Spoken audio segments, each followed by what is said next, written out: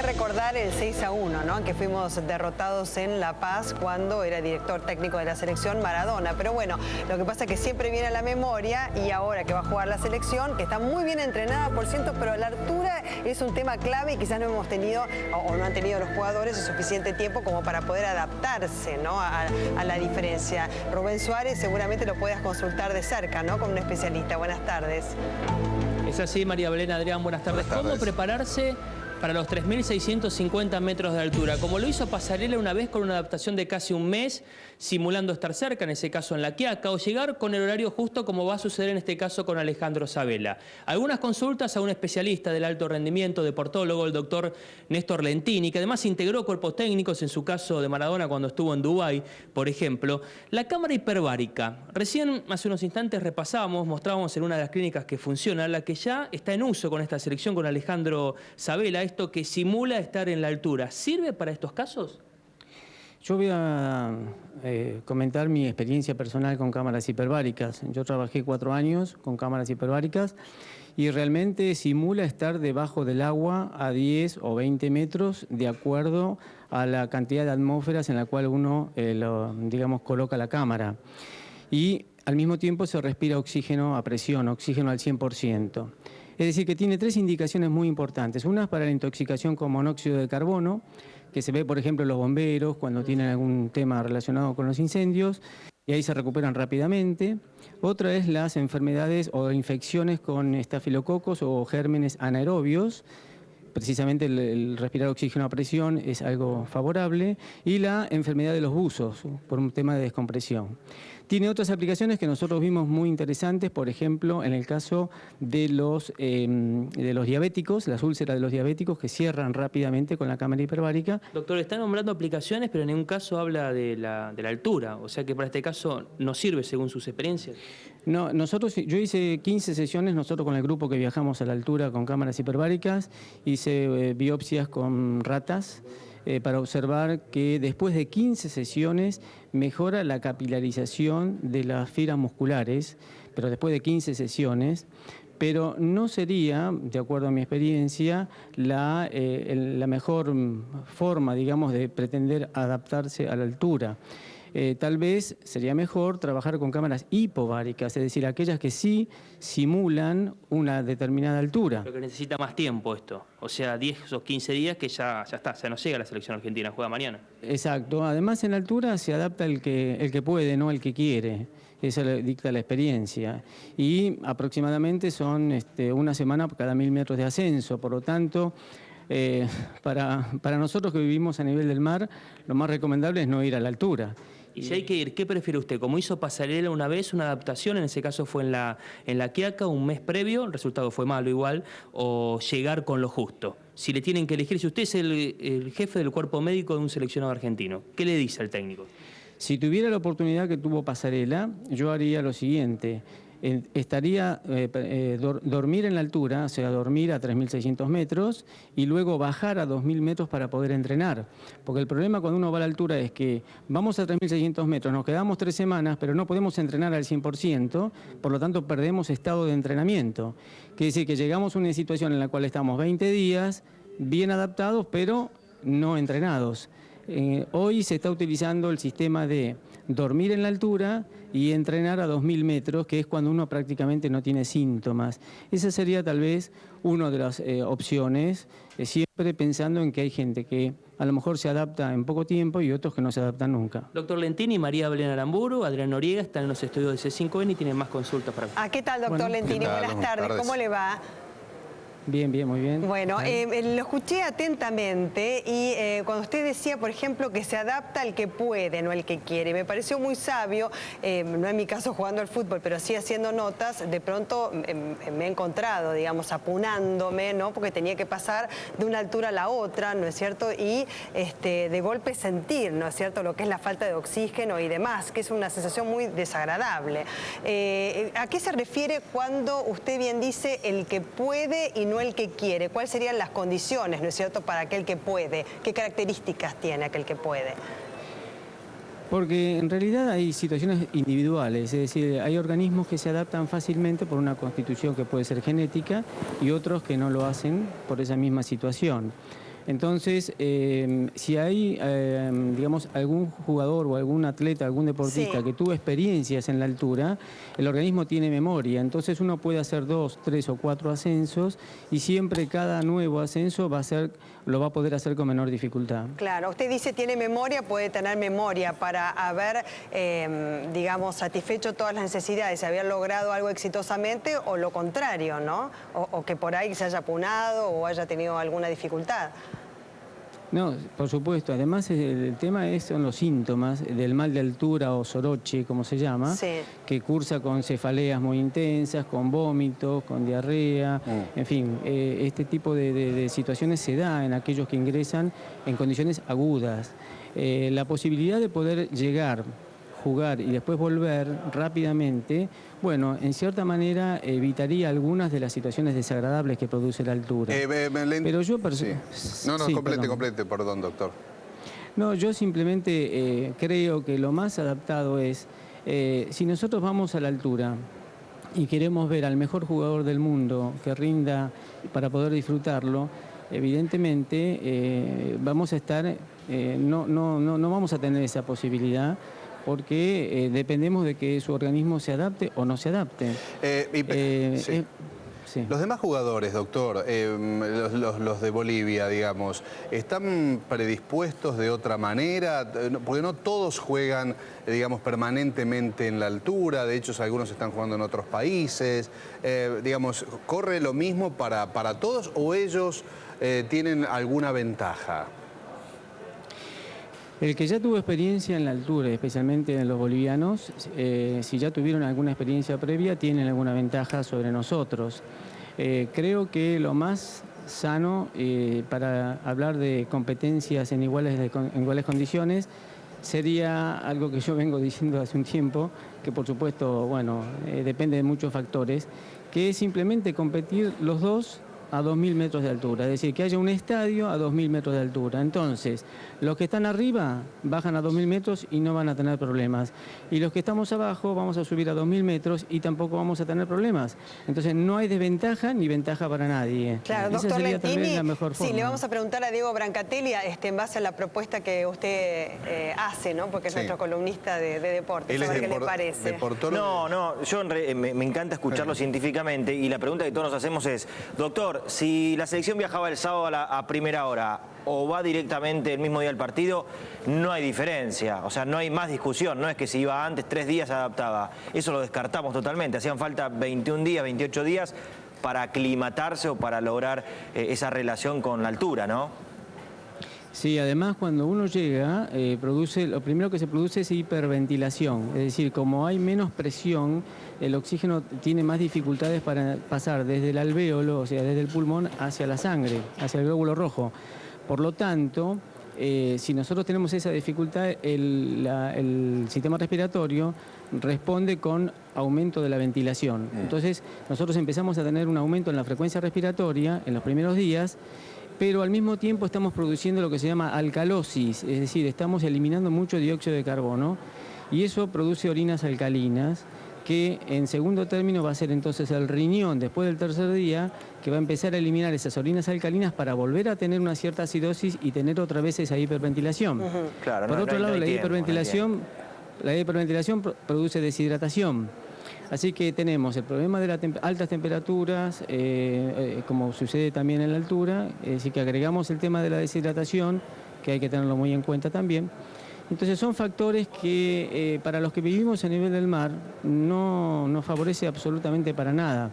Y esto es no estar en contra de nadie, porque podríamos utilizar algunas sustancias, lamentablemente están prohibidas porque son diuréticos, como la acetazolamida, que en cierta manera trabajaría sobre la alcalosis, pero está prohibida porque es dopaje. Claro. Y entonces nosotros estamos yendo en condiciones desfavorables. Claro. Entonces, para nosotros, ¿esa sustancia es dopaje o es equilibrar un poco la situación? Es un signo de interrogación. Doctor, y en los últimos años se debatió, de hecho llegó a FIFA, un sector, una corriente quería prohibir que se juegue en la altura de La Paz. Bolivia lógicamente salió a defender esa plaza diciendo que era su lugar de origen y que ahí querían jugar. ¿Usted como médico considera que es una ventaja casi antideportiva, considera que está bien que ellos jueguen ahí. ¿Cómo lo ve su punto de vista, desde como doctor, como deportista y como argentino, por ejemplo? Yo considero que aquí, sabiendo que hay tanto dinero dando vuelta, no habría muchos problemas en fijar un estadio a 2.000 metros de altura. Claro. Eso sería la solución, porque en definitiva, si no, estamos siempre dándole ventaja a alguien. Y aquí no se trata de estar en contra de, sino simplemente tratar de lograr que los dos equipos puedan tener las mismas condiciones ante una situación desfavorable como es la altura. Claro, usted está diciendo que que tiene que estar en las mismas condiciones los dos equipos. Ahora, desechada la cámara hiperbárica, ¿no es cierto?, los propósitos de entrenar todo lo que tiene que ver con la oxigenación y teniendo en cuenta, digamos, las dificultades que pueden provenir, digamos, de la altura, ¿no? Y con las recomendaciones que usted dio, ¿cuánto tiempo de adaptación se necesita? Bueno, sí, precisamente. La adaptación es aproximadamente entre 2 y 3 semanas para competir en Bolivia. Sí. Pero hoy están los estudios de investigación, están mostrando que es muy bueno lo que yo decía recién al principio. Sí. Dormir a la altura y poder entrenar todos los días a una altura menor, es decir, a 2.000 metros de altura, donde los síntomas son mínimos o algunos incluso no. O sea que lo que va a hacer la selección, que es, llega a Santa Cruz de la Sierra esta noche y mañana va a La Paz. Eso es lo que corresponde. Sí. Claro, acá lo más importante es la estrategia de juego que va a implementar el técnico. Yo creo que eso va a pasar por ahí. Y por otro lado también hay que saber cómo está el rival, puesto que si el rival está en una situación, digamos, de alta competencia y está muy bien, es una historia. Pero si tenemos un equipo, el de Bolivia, que no está en muy buenas condiciones competitivas, bueno, por suerte es para nosotros. Claro, ahí se equiparan, digamos, no las ventajas, sino las desventajas de los dos, entonces. Y respecto, claro, respecto de esa adaptación a la cual usted hacía referencia, 3 semanas de antelación al partido es absolutamente imposible, le diría, ¿no? Porque es más que decir improbable. Entonces, ¿cómo hacer de manera fáctica, digamos, que sus recomendaciones sean posibles? Porque dormir, digamos, en el lugar, a la altura correspondiente, significaría el traslado de todos los jugadores que están en sus equipos locales o quizás en el extranjero, para estar en una, como en el circuito, ¿vio? En el circuito del Dakar, que el otro día le preguntábamos a nuestro columnista Roberto George, y dicen, bueno, también, como va a pasar por Bolivia, entonces tienen que en algún momento estar en ese tramo de Bolivia para adaptarse. En este caso, ¿cómo se podría hacer prácticamente? Sí. Se podría hacer con un equipo, con jugadores que ya hayan estado en la altura durante un tiempo, que ya hayan jugado en más de 2.000 metros, 2.600, 2.700, como en Bogotá, por ejemplo. Sí. O sea, que tengan una experiencia de haber estado en la altura. Y entonces estaríamos jugando con un equipo no de nombres, sino un equipo de gente más adaptada. Claro. De hecho, doctora, sobre ese tema, los argentinos jugaron mucho por Copa Libertadores, tanto en Quito como en La Paz, en ciudades con mucha altura, y Bota, por ejemplo, la gran figura de Tigre, no tuvo ningún tipo de problemas. Hay en el mercado argentino, del fútbol argentino, reconocidos jugadores que tal vez no tienen nivel de selección en una altura normal, pero que han demostrado con Tigre, con diferentes equipos, que la altura no les afectó. Claro. Tal vez era no era fácil, de hecho lo debatimos en estas últimas horas, no era fácil convocar a jugadores simplemente por eso, ¿no? Pero bueno, tal vez era una alternativa que el doctor dice. Claro, dice, no buscamos nombres, sino que buscamos adaptados a la altura, digamos, ¿no? Entonces sería la conformación de otro equipo. Claro, porque imaginemos que mañana, bueno, por supuesto, nuestro equipo es superior técnicamente. Y supongamos que tenemos al mejor jugador del mundo y que lamentablemente no puede recuperarse, no puede moverse. Entonces, para nosotros no es nada agradable, ni mucho, tampoco para toda la gente que lo va a ver a Messi. Entonces, ¿por qué Messi tiene que sufrir en una situación en la cual él no puede rendir como sabemos que él puede hacerlo? Lentini, yo creo que... En fin. ¿Qué pasa cuando vuelven los jugadores? ¿En qué tiempo recuperan? Digamos, porque siempre se habla de la adaptación a la altura. Yo le pregunto por el proceso inverso. Cuando vuelven los jugadores, ¿la adaptación, digamos, es natural y rápida, automática? Si estuvieron simplemente el tiempo de subir, jugar y volver, la adaptación la readaptación, digamos, es inmediata. Aquellos que están o que permanecen durante 2 o 3 semanas arriba, después necesitan aproximadamente unos 10 a 12 días para recuperarse. De hecho, por ejemplo, hay maratonistas que van a 2.000 metros a entrenar para mejorar su capacidad aeróbica, para tener mayor cantidad de glóbulos rojos, por estímulo de la hormona de la eritropoyetina, y luego cuando bajan no deben competir en forma inmediata, sino que deben esperar unos 10 días para que todo el sistema cardiovascular y respiratorio pueda nuevamente readaptarse y entonces aprovechar ese efecto altura 10 días después. Claro, lo que usted dice es cuidar mucho del físico, ¿no es cierto?, de cada uno de los jugadores, cosa que por eso le digo, en la práctica a veces no se puede dar porque enseguida se ven compelidos a jugar algún otro partido, ¿no es cierto?, donde estén contratados. Y a los propósitos de su observación como deportólogo, porque quizás no ha estado cerca de cada uno de ellos, si usted hablaba de Messi, por ejemplo, Messi, mejor jugador del mundo, si no se adapta a una cuestión de altura, digamos, tampoco podría tener el rendimiento como el mejor jugador del mundo, ¿no? Hoy lo tenemos a Pepito Higuaín y demás. ¿Cómo ve a los nombres, ¿no? O cuáles nombres ve como mejor adaptados? No, en la altura nosotros no podemos decir esta persona o este jugador se va a adaptar mejor que otro. Sí. Lamentablemente tenemos que esperar el momento de llegada y observar su comportamiento en el mismo momento que llegaron, porque no hay posibilidades de predecir quién se puede adaptar mejor o no. En el caso de Basanta, que por ejemplo ya juega en Monterrey en la altura, ¿va a servir mañana esto? Ah, por supuesto. Aquel que ya tuvo experiencia o que está trabajando en la altura no va a tener prácticamente ningún problema. Eso es así. El problema pasa por los que están acostumbrados a estar aquí, a nivel del mar. Ahora, Lentini, le pregunto también a Rubén, acá a Branca, a María Belén. ¿Se acuerdan la frase de Pasarela, la pelota no dobla? ¿Usted qué dice? ¿La pelota? Exacto. ¿Qué pasa con la pelota, Lentini, en la altura? Bueno, yo precisamente uno de mis ascensos a la Concagua con el grupo de trabajo fue precisamente para ver si la pelota doblaba o no. ¿Y? Y realmente lo que sucede es que la menor densidad del aire hace que la pelota, justamente al tener menos resistencia, cuando uno la lanza, bueno, va para cualquier lado y desde ya que a eso se tiene que acostumbrar el jugador. O sea, tenía razón Pasarela. Sí, por supuesto. Así que todos los deportes donde haya que lanzar, por ejemplo, la jabalina, bueno, van a marcar un récord en la altura precisamente porque hay menor densidad del aire. Claro, el récord no vale cuando supera los 2.200 metros de altura.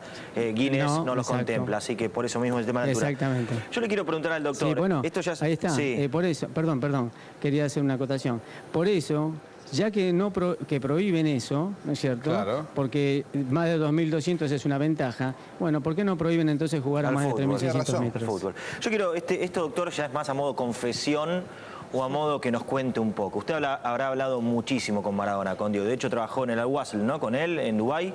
Estuvo con él. Sí. ¿Qué pasó con aquel equipo argentino? ¿En qué se equivocó Diego? Desde lo físico, no en el planteo, si jugó con 3, con 4. Se confió, dicen que había carteles donde decía que no pasaba nada a la altura, confió mucho en la altura. Él tal vez no le había pasado nunca nada. ¿El 6-1 decís? El 6-1 como técnico. ¿Qué dice usted como deportólogo, como hombre de fútbol, como cercano a Maradona? Porque es una pesadilla. A mí me duele el corazón cada vez que recuerdo ese partido porque sé que no era tal la diferencia, pero terminó siendo así. No. ¿Qué opina de ese momento? Sí, sí. Bueno, creo que todos quedamos muy mal después de eso. Y bueno, justamente yo no tuve participación de haber ido a Bolivia, pero sí estuve en la previa. Y justamente una de las cosas que uno a veces proponía era, desde el punto de vista psicológico, tratar de que los jugadores no pensaran en que iban a encontrarse el grave problema en la altura. El problema de esto es que Diego jamás tuvo problemas en la altura, porque Diego no tuvo problemas para jugar en ningún lugar, jamás.